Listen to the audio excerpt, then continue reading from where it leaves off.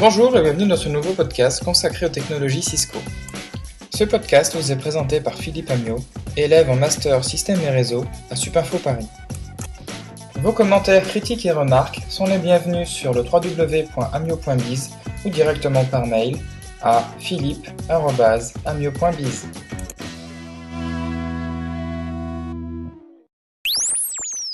Aujourd'hui, nous allons parler du modèle OSI et du modèle TCP/IP. Le modèle OSI est un modèle à 7 couches. La couche physique, la couche liaison de données, la couche network, la couche transport, la couche session, la couche présentation et la couche application. Le moyen mémotechnique pour le retenir est, pour le réseau, tu sais pas, administrer. La couche application est la couche la plus haute, elle se charge de la gestion de la syntaxe, elle fournit des protocoles aux applications finales et des services standards aux applications. On y retrouve l'IHM, le SNMP, les web services, le DNS, le FTP et Telnet. La couche 6, présentation, traduit les données envoyées dans un format lisible par le récepteur et fournit de la compression et du cryptage, ou encryption. Il s'occupe donc de la communication logicielle, c'est les formats GIF, les formats de compression rares, ZIP, et le format MD5. La couche session. La couche session établit et termine les sessions de connexion entre les process hôtes. Elle fournit la synchronisation entre les adresses et la base de données de nom. Elle s'occupe alors donc du contrôle de dialogue, SYNHAC, aussi NetBIOS, et elle s'occupe de l'ouverture et la fermeture des ports. La couche transport. La couche transport permet la gestion d'erreurs et la fiabilité de livraison des paquets. La couche transport fragmente et réassemble les paquets lorsqu'il gère les connexions de la couche réseau, couche inférieure.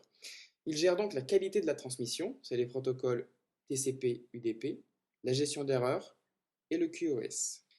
La couche 3, réseau, s'occupe de l'acheminement, de l'adressage et du routage des paquets. Ainsi, on va y retrouver le protocole IP, les protocoles de routage des routeurs, c'est là aussi qu'on placera donc les routeurs qui sont de niveau de couche 3, ainsi que les protocoles IPX, ICMP et AppleTalk notamment, ainsi que le protocole ARP et RARP, Reverse ARP.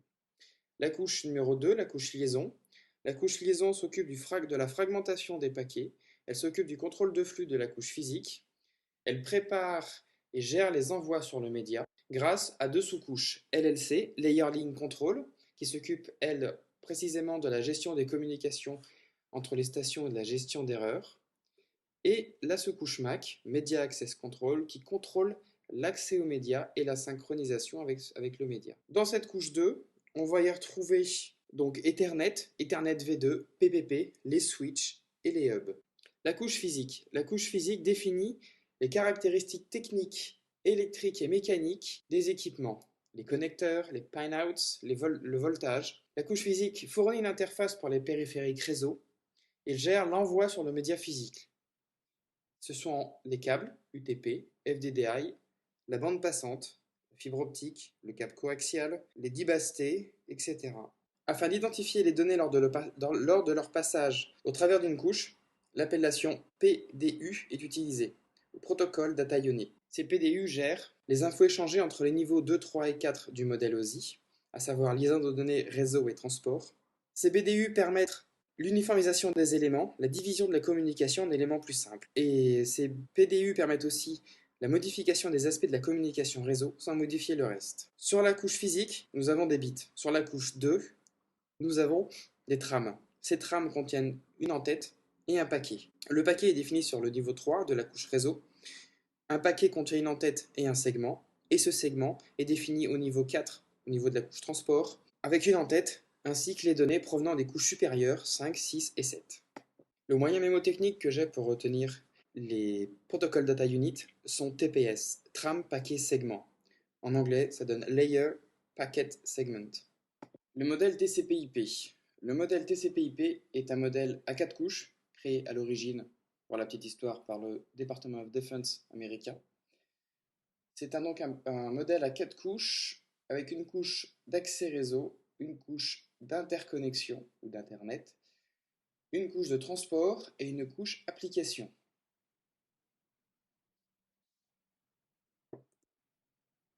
La couche d'accès réseau reprend en fait les couches 1 et 2 du modèle OSI, à savoir la couche physique et la couche liaison de données.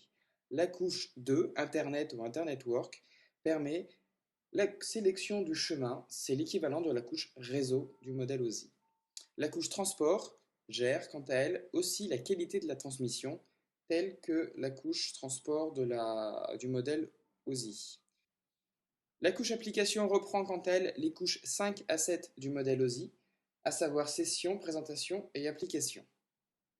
Ce qui différencie le modèle à 7 couches OSI du modèle à 4 couches TCP/IP sont que ce dernier, le modèle à 4 couches TCP/IP, englobe certaines couches du modèle OSI dans des couches plus générales pour n'en faire que 4.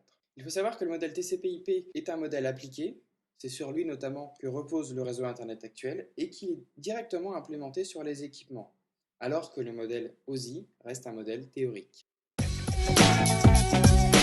Voilà, c'est tout pour aujourd'hui. Je vous rappelle que vos remarques et vos commentaires sont les bienvenus sur le www.amio.biz ou par mail à l'adresse suivante philippe@amio.biz. Merci et à la prochaine fois.